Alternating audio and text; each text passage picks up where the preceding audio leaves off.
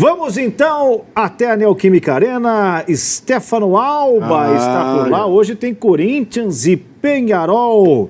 Já está ao vivo. Não sei se está na parrilhada. Não sei se está. Cadê o Stefano? Está com a gente já? Vamos falar um pouquinho desse jogo. Aí sim! Tudo bem, Stefano? Boa tarde.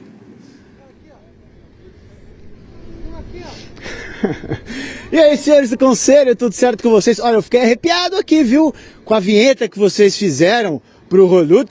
Daqui a pouco, vocês estão bem demais, hein? Vocês estão afinados aí no coro pro Roludo. Mas seguinte, nada de Roludo por aqui. Aqui é Corinthians na Libertadores. O torcedor corintiano comparecerá em peso, ingressos esgotados. Mais de 40 mil pessoas, muito provavelmente. Isso porque o Corinthians vive grande fase, na Libertadores principalmente, né? O líder com 6 pontos do Grupo E vai enfrentar o Peñarol, que é o lanterna, apenas um somado, o dinismo. Vive numa fase absurda, são 6 jogos, nenhuma derrota, nenhum gol sofrido. E hoje tudo indica que a fiel torcida acompanhará mais 3 pontos somados, que será muito importante para uma classificação antecipada. O Diniz, em relação ao time que enfrentou o Vasco nesse final de semana pelo Campeonato Brasileiro, ganha 2 reforços, o goleiro Hugo Souza e o Mateuzinho também, né? Cumpriram suspensão na vitória por 1-0 diante do Vasco, mas agora voltam à equipe titular. E o Peñarol vive uma fase não muito boa, né? O técnico Diego Aguirre não vence há 5 rodadas, anda na corda bamba. E depende de como deixar o time nessa primeira fase, né? Da fase de grupos, que são os 3 primeiros jogos. Pode já se despedir aqui de São Paulo e se despedir também do Peñarol. Mas seguinte, os mais de 40 mil corintianos não verão Memphis Depay. O holandês ainda segue sua recuperação muscular. Muito provavelmente volta apenas lá pelo dia 10 de maio no clássico contra o São Paulo. E a zaga corintiana anda muito bem, viu? Talvez por conta de uma curiosidade do xerifão Gustavo Henrique. Ele tirou a habilitação da categoria D. Viralizou até nas redes sociais, ele dirigindo uma perua escolar, que foi onde ele fez a autoescola, né? As aulinhas práticas na perua escolar, isso porque o xerifão comprou uma picape e agora precisa da carta de categoria D para dirigir em São Paulo. Será que ele vai pegar a chave do busão e dirigir até Itaquera, aqui, Napo? O Corinthians com ele atropela o Peñarol, né? Há também, eu percebo aqui, um certo otimismo, hein? Você gostou? Há um certo otimismo. O Corinthians vive a agenda positiva de Diniz. É um otimismo. Fora as reuniões políticas, o Stefano, porque o Vessone fica de mau humor. Ontem, mas inclusive, o Twitter do Vessone estava imperdível, né? Com razão. Mas, enfim, 0 gol sofrido, dinismo ou dinizismo, como queiram, em alta, Vessone, e Peñarol em casa. É isso. Como ele disse, os ingressos estão esgotados. Tinha alguma coisa ainda de camarote, mas teremos aí alguma coisa em torno de 45 mil pessoas na Neoquímica Arena. 2 mil íntias de Peñarol estão já chegando também. O Corinthians já sabe que os ingressos estão vendidos. Aliás, 2.300, a informação que eu tive. Vão vir muitos uruguaios. Aliás, o Stefano está saindo ali porque ele não quer perder a parrilhada, né? Foi embora. Já foi. Para a gente já contar essa história, né? E aí a Polícia Militar, as autoridades... Voltou. Voltou? Não, a Polícia Militar e as autoridades fizeram ali um acordo. O Peñarol, a torcida do Peñarol ia se encontrar em outro lugar, normalmente no estádio do Pacaembu, e para que os ônibus saiam em direção ao estádio. Isso acontece normalmente aqui em São Paulo. Só que a Polícia Militar, a diretoria do Corinthians, a diretoria do Peñarol, chegaram num consenso e eles estão agora, nesse momento, a barra, né, do Peñarol, como eles chamam lá, barra Amsterdã, está lá na sede da maior torcida organizada do Corinthians. A gente tem até imagem, a Gaviões divulgou imagens. Daqui a pouco acho que te mostra aí também, é bem legal. Enfim, depois de todos aqueles episódios da torcida do Peñarol lá no Rio, toda aquela confusão na praia e tal, é bacana, é uma imagem bacana.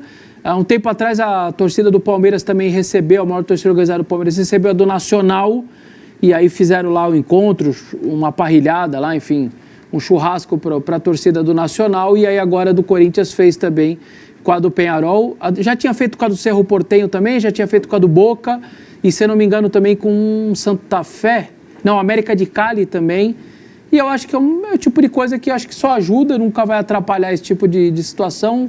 Devem ir juntos, inclusive, para a Neoquímica Arena. A bola rola às 9 horas. A gente deve mostrar daqui a pouco o time também. Voltas aí de Hugo Souza e Mateuzinho. É um Corinthians completo, ainda sem o Memphis. Com aquela possibilidade do André talvez ficar fora pela expulsão contra o Vasco. Não sei se é o tipo de punição ou não, mas tá aí, ó. Esse é o time: Hugo Souza, Mateuzinho, Gabriel Paulista, Gustavo Henrique, Bidu. Time titular, zaga titular. Raniel, Bidô e Garro, até aí tudo bem. Aí André ou Alan, eu até acho que vai jogar o André, mas ele foi expulso, cumpre lá em Mirassol. Vitinho, Olingar e o Roberto. O Memphis ainda não volta, mas o Vitinho deve ganhar de novo essa oportunidade. Pelo visto, está sendo uma coisa que o Diniz vai tentar recuperar o Vitinho. Ele faz isso muito, né, nos clubes que ele participa, de tentar recuperar um jogador que ninguém mais confia no cara, ou a torcida acha que não é possível, e ele vai tentar, pelo visto, recuperar o Vitinho. Já conhece. Ele é bom nisso. Ele foi bem no Botafogo, no Inter, no Flamengo. Ele é um bom jogador. É um bom jogador. Não é um fenômeno, nada, mas é um bom jogador. E o Diniz vai tentar recuperá-lo. Fez um pouco com o Kaique, né? O Kaique era o sexto atacante, sétimo atacante. Ele lembrou que o Kaique entrou contra o Vasco e Corinthians. O menino foi bem, foi 3-2 pro Corinthians São Januário. Lembrou que o menino foi bem. A hora que ele pisou no CT, ele falou: moleque, vem aqui, você vai jogar comigo. E começou a jogar, e infelizmente teve a lesão de cruzado e está fora da temporada. A gente mostrou lá no começo, os 6 pontos contra 1 do Peñarol. A vitória seria muito importante, abrir 9-1. Fira, líder do grupo, Platense 6. Então é uma noite que o Corinthians, não dá para não dizer que o Corinthians pode encaminhar a classificação se ele consegue ir a 9 pontos, podendo fazer diante do seu torcedor essa vitória aí. Já de camisa nova, não? Não, ainda não. Hoje teve eles chamam de match day, né, que é os jogadores todos obrigados a colocar o uniforme completo para tirar as novas fotos para artes, para o telão do estádio e tal. Tanto a branca quanto a preta eu achei que ficaram belíssimas. São camisas inspiradas na invasão de 76. Aliás, o símbolo é retrô também. É aquele mesmo símbolo. O Corinthians mudou, foi modernizando o símbolo dele. O símbolo vai ser aquele de 76, inspirada nos 50 anos que completa essa marca histórica, dia 5 de dezembro de 76, agora dia 5 de dezembro completa os 50 anos, quando 70 mil corintianos estiveram no Maracanã. Então a branca e a preta serão exatamente o mesmo estilo, com gola, com tudo, listrada preta. E o terceiro uniforme, que vai estrear em setembro, vai ser o azul do Tobias. O goleiro usava o azul naquele dia. Como você tem que ter um terceiro uniforme de cor diferente, o Corinthians vai usar esse terceiro uniforme azul, mas isso é mais para setembro. Então, contra o América de Cali, contra o Santa Fé, estreia a preta, provavelmente no meio de semana, e o São Paulo, majestoso, no final de semana, estreia a branca da próxima semana. Estreia de camisa em clássico. Essa junção das torcidas eu acho muito legal. O que eu vejo de problema é que quando jogar Corinthians e Nacional ou Palmeiras e Peñarol, né? Sim. Seria bom que fosse sempre assim. Se fosse sempre. Né? Mas não é o caso. Vamos ver números do Garro nos últimos anos e já sob o comando de Fernando Diniz. Aí estão os números, né? São 5 jogos com o Diniz e essa marca está junto ali nos 23 dele na temporada. Ainda não marcou 1 no ano todo, com 4 assistências e claro que teve a questão de ficar fora um tempo, mas são 103 minutos já com o Fernando Diniz. Na média, 24 ali, o melhor ano dele em participação, né? Nossa, foi um ano fenomenal e depois um ano péssimo. Ele ganha como melhor do campeonato. Jogou todas as melhor partidas meia do campeonato. Melhor meia do campeonato. Isso. Aí, o ano passado aconteceu de tudo. Ele não jogou praticamente, né? O lance do joelho, depois a panturrilha, e ele teve muita dificuldade, tanto que ele vira banco, né? Ele é campeão da Copa do Brasil jogando, mas só no segundo tempo. No Paulista ele não consegue jogar no Allianz Parque por causa do joelho, joga só a volta na Neoquímica Arena, ainda daquele jeito. Na sexta conta, né, 2 dias antes da final, de que ele não conseguia nem subir a escada, estava sob injeção e tudo mais. Quando ele para e vai tentar cuidar do joelho. Mas o ano de 25 dele realmente não é bom, mas o 26 começa um bom ano, boas participações aí, ó, já são 8 participações diretas em gol. Só para você ter, em 26, que nós estamos em abril, ele já está igualando o ano todo anterior. Então isso daí já mostra que está bem. E o Diniz, o Arnaldo alertou lá no comecinho, falou, ele vai pegar o Garro para ser o cara dele, o cara que vai pensar o jogo dele, e ele está fazendo exatamente isso. transformou o Garro no... É ele mais 10. Agora eu vou ver quem são os outros 10. E o Garro virou um destaque, ele está confiando muito nele mesmo, sim. E o Diniz, hein? Ainda estamos na expectativa de ver o Corinthians do Diniz, ou esse é o Corinthians do Diniz? O que não toma gol, o que está ganhando jogos? Então, eu acho que o dinizismo, ou dinismo, ele tem algumas características. Uma delas, por exemplo, é ter o dono do time. Por isso o Vessone estava citando a situação do Garro. Isso ele já fez na chegada, ele já mudou isso, né? Mudou sem poder contar com o Memphis, né? Sim, poderia ter essa dúvida, mas o Garro se parece mais como jogador ao Daniel Alves, ao Ganso, ao Coutinho do que o Memphis. O jogador cérebro do Diniz é o cérebro que vai coordenar todos os jogadores. O Memphis é um meio atacante.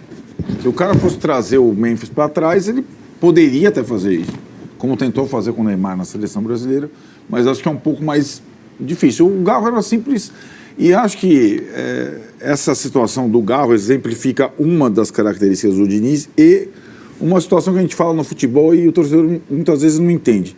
Confiança. O jogador que tem qualidade técnica, se ele está com confiança, ele joga. E o Diniz é mestre nisso. Ele consegue dar rapidamente, recobrar a confiança do jogador. Fez isso com o Galo. Agora, ele também não herdou, assim como o Leonardo Jardim, em termos táticos, terra arrasada. Não. O Leonardo Jardim, se você for pensar, uma das coisas que ele faz também com o Flamengo é confiança aos jogadores que não tinham confiança, como o Samuel Lino, o Pedro. Então, isso é um dos trabalhos do técnico, não é só fazer a saidinha com... né? E acho que talvez, na parada para a Copa, com um tempo maior, ele possa colocar outros ingredientes aí do dinizismo no time dele. Até lá, ele tem que fazer isso, tem que lutar pela primeira classificação no primeiro lugar na chave da Libertadores e para se afastar da zona de rebaixamento no Brasileiro, né? Para mim, esse começo aí tá mais corintianismo do que dinizismo. Ele tá entendendo até as circunstâncias de alguns jogos, né? Terminar com 8, depois de linha, depois 9 de linha. Então, ele tá meio que se enquadrando e conseguindo fazer uma coisa mais simples, nada muito rebuscado, ou dentro do que ele acha que o futebol é. E ele tá sendo uma coisa mais Corinthians do que Diniz mesmo. Depois da Copa, eu acho que vai mudar, tá? Eu sigo com o meu pensamento. Porque depois ele vai ter tempo de treinar e tudo mais. Vai ser mais autoral. Eu acho.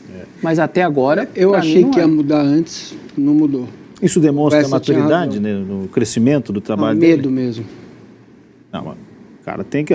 Ele sempre... O Fluminense toma 4 do City e ele valoriza o estilo de jogo dele. Então, mas acho que é a hora do cara chegar, né?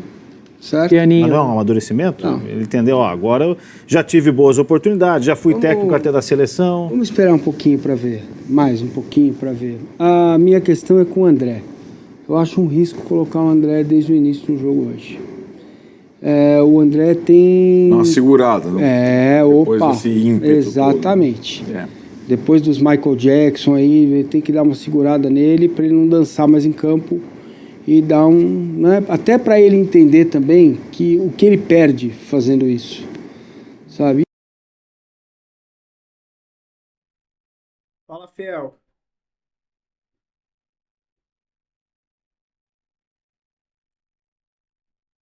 Fala, Fiel.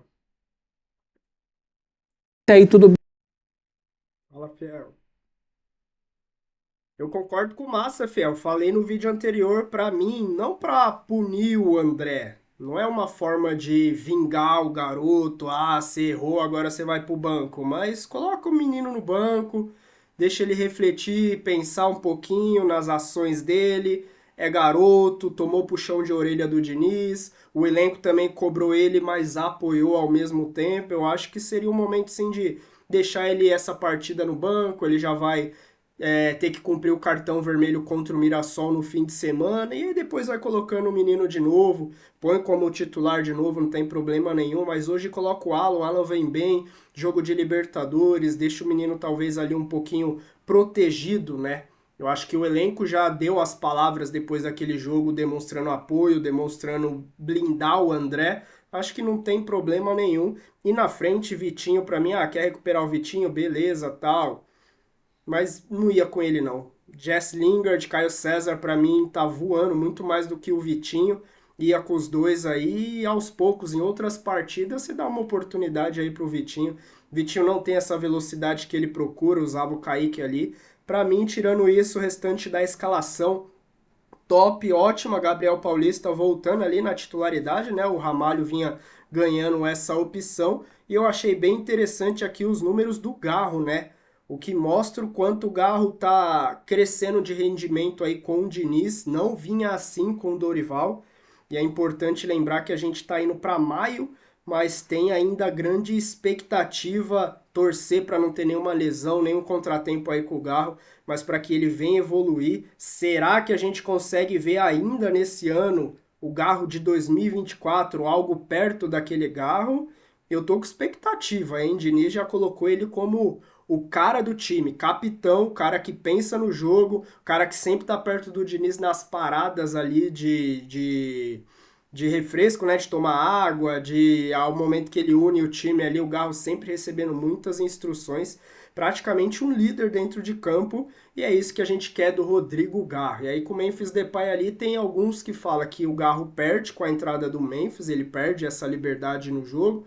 Outros falam que ganha, mas para mim só ganha mais do que perde, porque a gente viu Garro, Memphis e Yuri, o trio Jim, destruir em 2024, e é isso que a gente quer ver em 2026. E Memphis muito, muito perto e certo de renovar com o Corinthians. Deixa sua opinião aí nos comentários, seu palpite para a partida de hoje. Eu sou o Luan, fortalece com aquele like que ajuda a gente demais, fiel. Até o próximo vídeo, valeu!